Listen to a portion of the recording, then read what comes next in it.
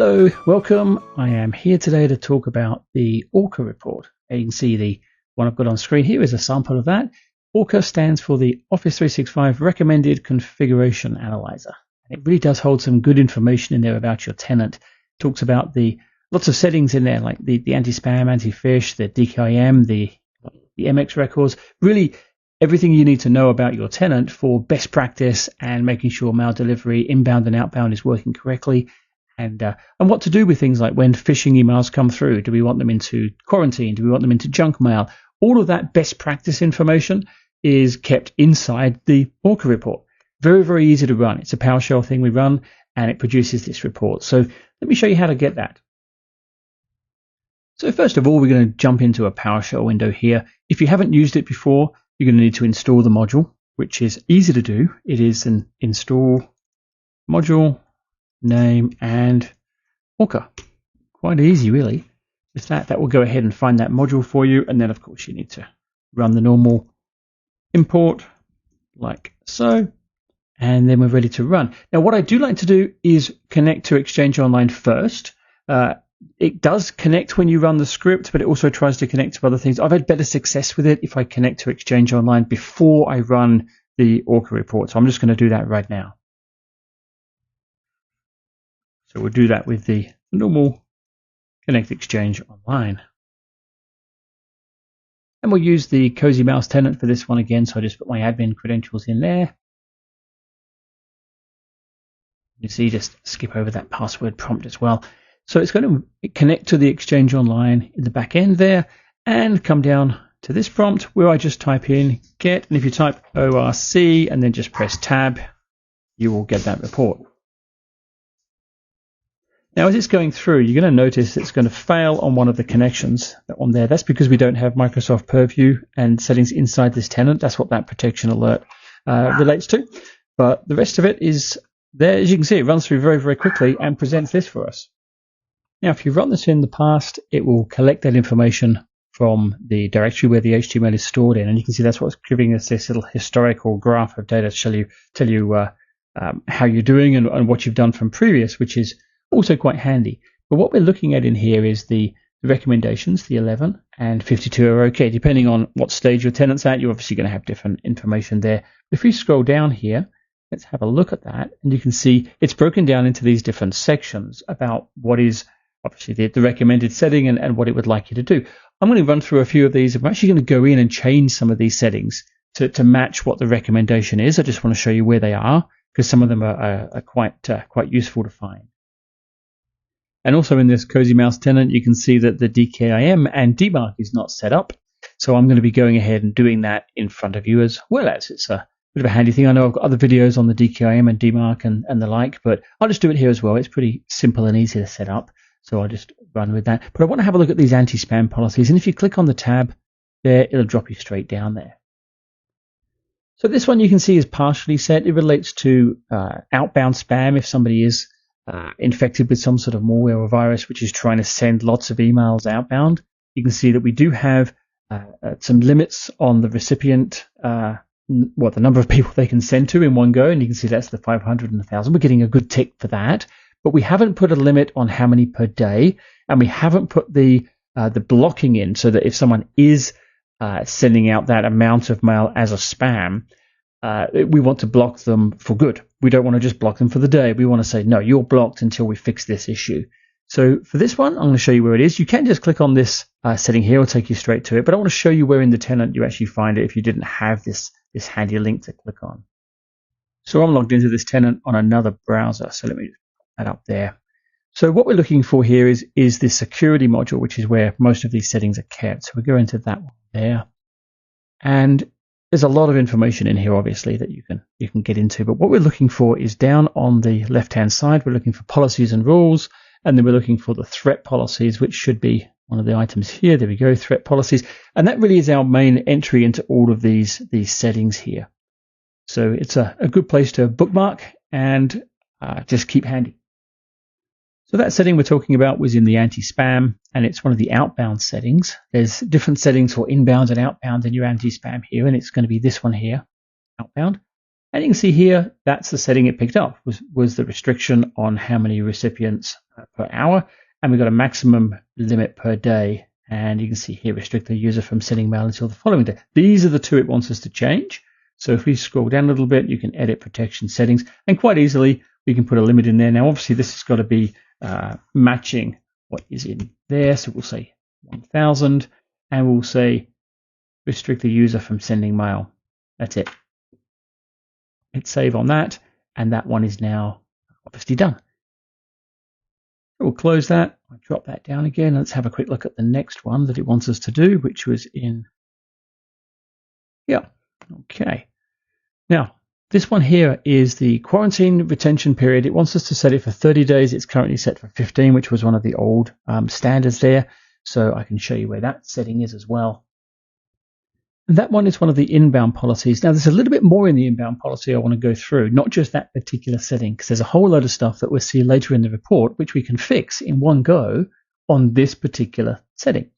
So you can see, first of all, there's the bulk email threshold set to 6. It used to be set as a default of 7 for the standard, but they've changed that to 6. We've changed it already in here, but you'll notice if I go down here a little bit, we can look at spam threshold, go back up to the top, and you can see there's our setting from 6 and 7. So that's obviously taken care of.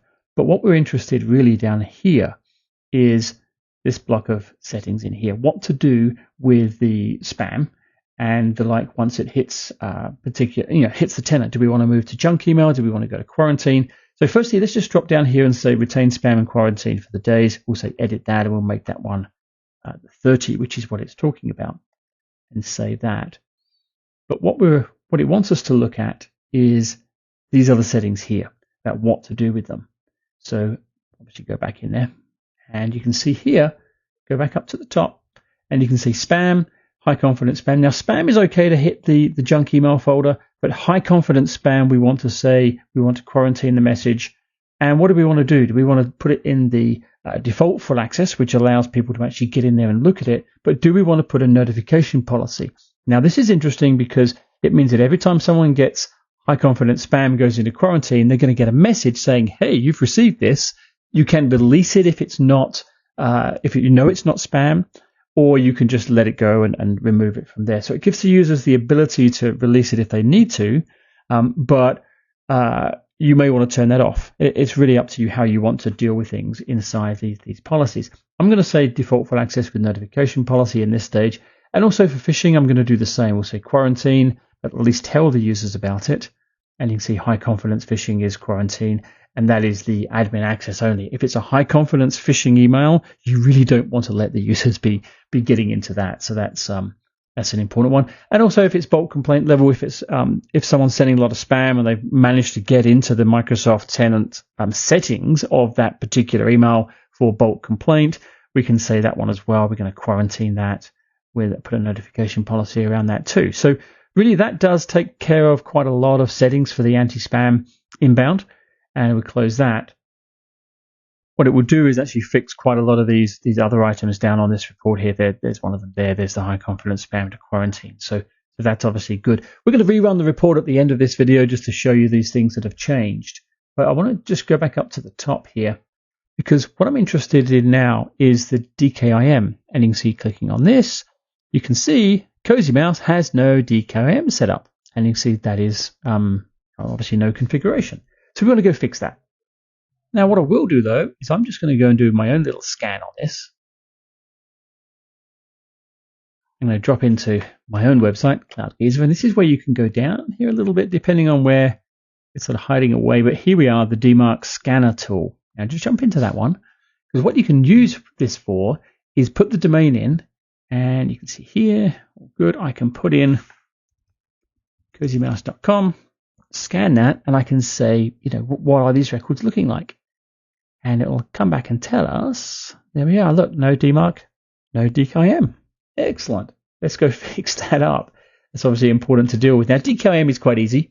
It's just a matter of a setting inside the tenant that we go and turn these keys on. Do have a look at this other video. If you go to this page, you'll see here, I talk about what they really mean and how things really work with these things. Here in this section, I'm just going to go over it very, very quick and easily about just blasting them in and getting them done. So follow along with this one if you want to, or go to the other video for a better and more comprehensive analysis of what it is. But what we do is we go into the tenant here. So the quickest way to get in is actually just key it into the address bar there. DKIM v2 will take you straight there. And you can see now we've got these different domains. So if I go into Cozy Mouse, you can see there are no DKIM keys saved for this domain. All we do is we say create the keys, and that will go ahead and give us a pop-up with what to put into our public DNS. So give that a second, and there we go. So what I'm going to do, I'm going to copy those into the public DNS entries. As you can see, I use GoDaddy for that, so we'll just put in that the second one. I've just done the first one already. Second one there, and hit save, and I'll just go down and show you what those two look like. Just drop down here, you can see I've got these two, selector 1 and selector 2, just CNAMEs pointing into that tenant. So they're effectively done now. So while we're here with the DNS, I'm going to do this, the DMARC record as well. There's a very handy tool, mxtoolbox.com. They have a DMARC record generator, which is here. Very handy just for creating them. Like I said before, if you want to know all about DMARC and DKIM, please look at my other video in the, you'll find that on the channel. But here I just want to go in there and get this DMARC record done and just put the text record in nice and quickly. But to create one, what you do is just put the domain in here and say check DMARC record, and you can see it's telling you what you need to do to create one. So I'll create a very quick one. We're just going to say we want to reject emails that are we're going to be basically telling the recipient email server that if it doesn't find the correct entries, it's going to be rejecting the emails that come because they're not clearly from us. And I want the aggregate reports and the failure reports to come through. And I create a shared mailbox just called DMARC. And normally it's one we just create. I don't like putting people's names in there because that does make up the basis for the text record, which is public DNS. You don't really want to be putting your own personal details inside these entries in here. But we'll also say we want that to apply to 100% of the mail, and that's good enough for a good solid DMARC entry. There are some more advanced options you can do here, which you can look at. But for this one, we're just going to grab that. So I will grab now that entry, put that in the clipboard, and we'll jump back to our DNS management here, and we'll just say again, add a new record, and this one is a text record, and it starts with underscore DMARC, and there it goes. Pop it in there, hit save, then our DMARC will be done. So now I'll jump back into the tenant, and you can see here I'm now going to turn that on.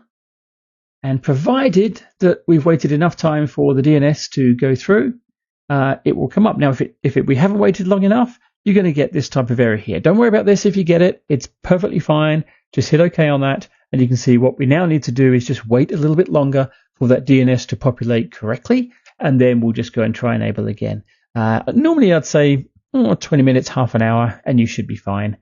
So we'll just do that and come back soon. And I'll just click on that again, and that should go through nice and cleanly for us.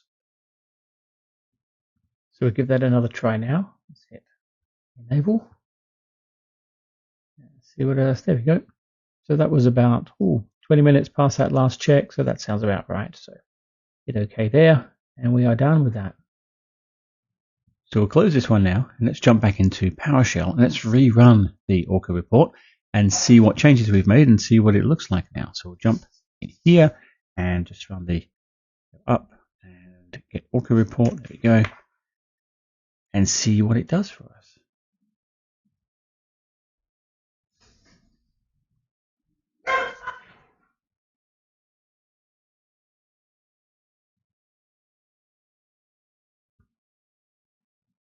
Okay, once again, all that historical data comes up, but looking at that, you can see we've now got less recommendations. We've got more in the OK section. Obviously, there's still a little bit more to do there, but in this little walkthrough, I just wanted to show that you can make these changes, make them on the fly there, and rerun the report and see things take effect very quickly. So see our number 6 has gone down there, which is good. Now, if we go back in here, you can see that our anti-spam policies are all taken care of. We've got a few of the other Defender 365 policies to look at, and some others, but essentially this is looking in much better health. So really with that, I will leave you to it. I think this is quite a useful tool for looking at the tenant and seeing what settings are there for, obviously things like the spam and the malware and the quarantine. But it doesn't mean that this is the absolute best way to do things. Look at what you have with your company and look at how things want to work inside there, and really design these changes and these settings around what the users need to have happen for the best environment to create for them. So once again, thank you for watching. I really appreciate the support you give, the subscribing to the channel. It's always good to see extra numbers pop up there, so thank you for that. And I'll definitely see you on the next one. Thank you. Bye.